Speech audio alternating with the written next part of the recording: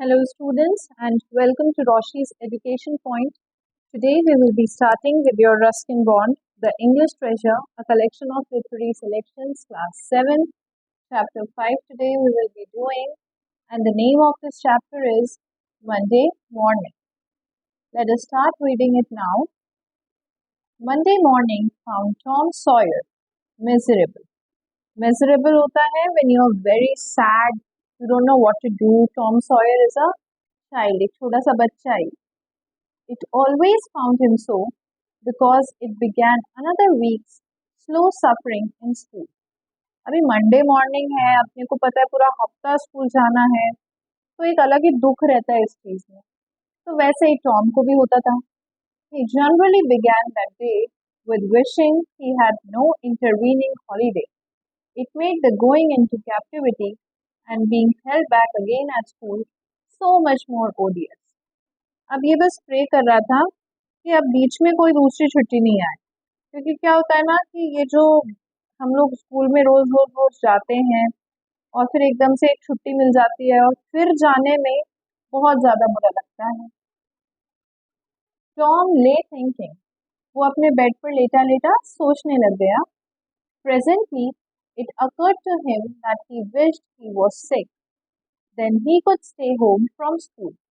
अब वो सोचने लगा कि अगर वो बीमार पड़ जाए तो फिर वो स्कूल से छुट्टी लेकर घर पे रह सकता है. Here was a vague possibility. अब उसने अपने माइंड में एक पॉसिबिलिटी बनाई कि वो किस तरीके से घर में रह सकता है. He reflected further.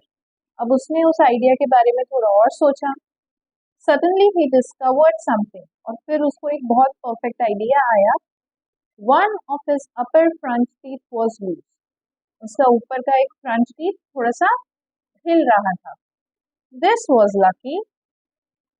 He was about to begin to groan.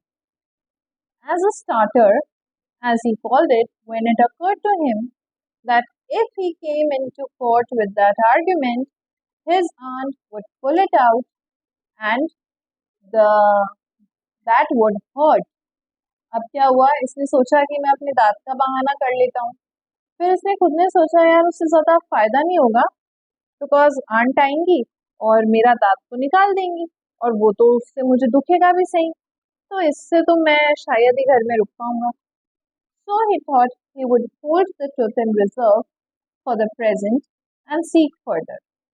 तो उसने ये वाला आइडिया तो डिक्लाइन कर दिया और वो सोचने लगा कि और क्या बहाना मैं ले सकता हूँ.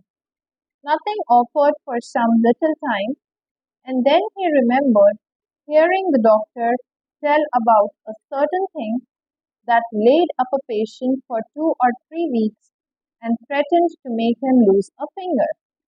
फिर उसे डॉक्टर की कही हुई एक बात याद आई. एक पेशेंट को वो देख रहे थे, तो उन्होंने कुछ बीमारी बताई थी जिसकी वजह से 2-3 हफ्ते उसको बेड रेस्ट पे रहना पड़ा था और एक उंगली भी कटने का डर था.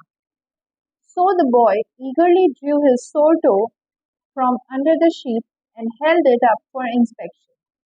जब भी बहुत टाइम से हमारा पैर एक जैसा लगा हुआ रहता है तो हमारा पैर सो जाता है, ब्लड सर्कुलेशन रुक जाता है, तो थोड़ी देर के लिए उसमें दर्द स्टार्ट हो जाता है. But now he did not know the necessary symptoms. अब उसको ये नहीं पता था कि ये सिर्फ पैर सो गया है या फिर और भी कुछ हो रहा है. However, it seemed worthwhile to chance it, so he fell to groaning with considerable spirit. But Sid slept on unconscious. अब इसने सोचा कि मैं क्या करूँगा कि ये वही बीमारी होगी शायद जिससे कि डॉक्टर ने उस पेशेंट को सोने के लिए बोल दिया था 2-3 हफ्ते, तो मैं भी एक चांस तो ले सकता हूँ. अभी इसको दर्द नहीं हो रहा था, लेकिन ये अब एक्टिंग करने लगा और दर्द की वजह से चिल्लाने लगा. लेकिन जो सिड, एक और बॉय है, इसी के रूम में सो रहा है, वो उठा भी नहीं इसकी आवाज से. Tom groaned louder and fancied that he began to feel in pain in the toe. No result from Sid. ये और तेज चिल्ला रहा है दर्द की वजह से ताकि सिड उठे, लेकिन सिड अभी भी नहीं उठ रहा है, वो अभी भी वैसा ही सोया हुआ है. Sid snored on, अभी भी खराटे ले रहा है. Tom was irritated. He said, Sid, and shook him. अब इस बार उसने क्या करा, हिलाकर उसको उठाया. This course worked well and Tom began to groan again. अब जैसे ही सिड उठ गया तो टॉम वापस से चिल्लाने लग गया दर्द में. Sid yawned, stretched, then brought himself up on his elbow with a snort and began to stare at home.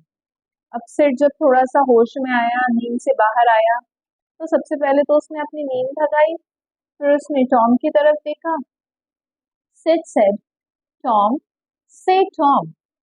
अब वो टॉम को आवाज दे रहा है सिड, तो टॉम कोई रिस्पॉन्स नहीं दे रहा है. Here, Tom, Tom. What is the matter, Tom? And he shook him and looked in his face anxiously. अब सिड उसको हिला हिला के पूछ रहा है कि तुम्हारे साथ क्या हुआ है, पर वो कोई जवाब नहीं दे रहा है. Tom moaned out, Oh, don't, Sid. Don't joggle me. अब वो इसको जोर जोर से हिला रहा था ना, तो अब टॉम ने बोला कि मुझे ऐसे हिलाओ मत. Why, what's the matter, Tom? I must call auntie. Sid ने बोला क्या हो गया तुम्हें, मैं आंटी को बुलाता हूँ. No, never mind. Don't call anybody. लेकिन टॉम ने नौटंकी करने के लिए मना कर दिया कि नहीं नहीं किसी को भी मत बुला. But I must. Don't groan so, Tom. It's awful. How long you've been this way? Sid ने बोला ऐसे तुम चिल्ला रहे हो, ये सुनना ही मेरे लिए बहुत अजीब सा है. मैं तो आंटी को बुला रहा हूँ. तुम कितने घंटों से ऐसे हो? Hours. Ouch. Oh, don't stare so, Sid. You'll kill me. अब जब वो उससे बोल रहा है तो मैं तो घंटों से ऐसी दर्द में हूँ. टॉम ने ऐसा बोल दिया. Tom, why didn't you wake me sooner? Oh, Tom, don't. अब वो सिड ने बोला तो मुझे जल्दी उठा देते. तो अब टॉम नौटंकी करते हुए बोल रहा है, I forgive you everything, Sid. Everything you've ever done to me when I'm gone. मैं अब मरने वाला हूँ और मैं तुम्हें हर चीज के लिए माफ कर रहा हूँ. Oh, Tom, you ain't dying, are you? Don't, Tom. Oh, don't. Maybe. I forgive everybody, Sid. अब सिड उसको कह रहा है अरे नहीं नहीं तुम मरने नहीं वाले हो. और टॉम उससे कह रहा है कि मैं मरने वाला हूँ, मैं सबको माफ कर रहा हूँ. Tell them so, Sid. And Sid, you give me my window sash and my cat with one eye to that new girl that's come to town and tell her. अब हमारे टाउन में जो नई लड़की आई है, मेरी कैट और window सैश उसको जाकर दे देना. ये सारी चीजें वो सिड को समझा रहा है कि मैं मरने वाला हूँ तो ऐसा ऐसा तुमको करना है. Tom was suffering in reality now. So handsomely was his imagination working, and so his groans had gathered quite a genuine tone. अब सच में टॉम, क्योंकि अपन क्या इमेजिन करते हैं ना, तो रियलिटी में भी वैसा वैसा फील होने लग जाता है. तो अभी टॉम जो ये दर्द की वजह से चिल्ला रहा था, उसमें थोड़ी थोड़ी जेन्युइन टोन आने लग गई. Sid flew downstairs and said, Oh, Aunt Polly, come, Tom's dying. Yes, don't wait, come quick. अब जल्दी से वो नीचे गया, आंट पॉली को बोला कि जल्दी जल्दी ऊपर आओ, टॉम मरने वाला है. तो आंट पॉली ने शॉक में पूछा सही में मरने वाला है? रबिश. Rubbish means rubbish. क्या बिल्कुल बकवास बात बोल रहे हो? I don't believe it. But she fled upstairs. अब आंट पॉली को सिड की बात पर विश्वास तो नहीं हुआ, लेकिन बच्चा बुला रहा है तो वो उसके पीछे पीछे चली गई. Nevertheless, with Sid and Mary at our heels, अब पीछे पीछे सिड भी गया और मैरी भी चली गई. And her face grew white too, and her lip trembled. अब एकदम से टॉम की शक्ल देखकर आंट पॉली को भी डर लगा. When she reached the bedside, she gasped out, You Tom, Tom, what's the matter with you? अब आंट पॉली टॉम से पूछ रही है क्या हो गया तुमको, क्या तबीयत खराब है, मुझे बताओ. Oh auntie, my sore toes mortified. Mortified means मर चुका है, मेरा पैर तो मर चुका है, गया, खत्म हो चुका है. The old lady sank down into a chair and laughed a little. वो old lady एक चेयर पे बैठी, थोड़ा सा हंसी, then cried a little, फिर थोड़ा सा रोई, then did both together. फिर हंस भी रही है, रो भी रही है. उनको समझ नहीं आ रही कौन सा इमोशन दे, बिकॉज वो डर भी गई थी और अब वो एक बचपनी जैसी बात थी, तो उस वजह से उनको हंसी भी आ रही थी.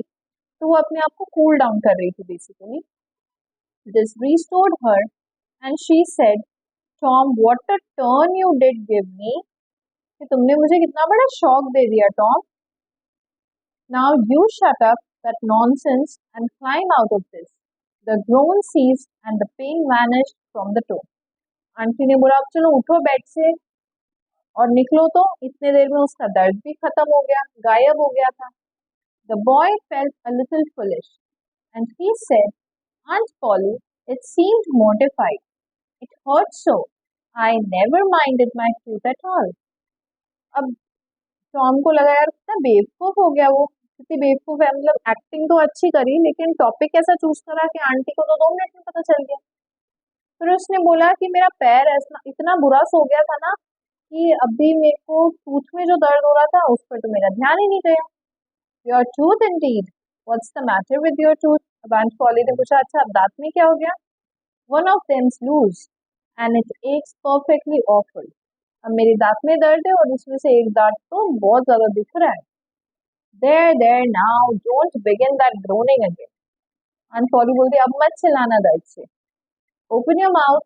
Well, our tooth is loose but you are not going to die of that. Aunt Polly ने बोला हाँ तुम्हारा दांत हिल तो रहा है लेकिन इसकी वजह से तुम मरने नहीं वाले. Mary, get me a silk thread and a chunk of fire out of the kitchen. Mary से बोला एक सिल्क थ्रेड लेकर आओ और फायर लेकर आओ किचन से. Tom said, oh auntie please don't pull it out, it doesn't hurt anymore.